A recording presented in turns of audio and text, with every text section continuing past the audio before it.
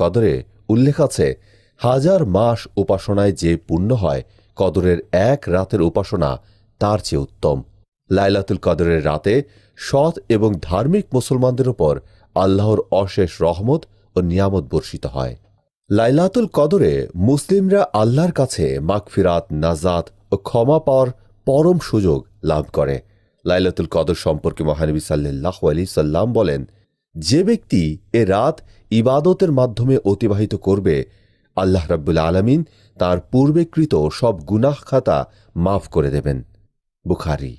হাদিসের বর্ণনা অনুযায়ী লাইলাতুল কদরের রজনীতে যে বা যারা আল্লাহর আরাধনায় মুহ্যমান থাকবে, স্রষ্টা তার উপর থেকে দোজখের আগুন হারাম করে দেবেন। এ সম্পর্কিত হাদিসটি হল, সমস্ত রজনী আল্লাহ তাআলা লাইলাতুল কদর দ্বারাই সৌন্দর্য ও মোহনীয় করে দিয়েছেন।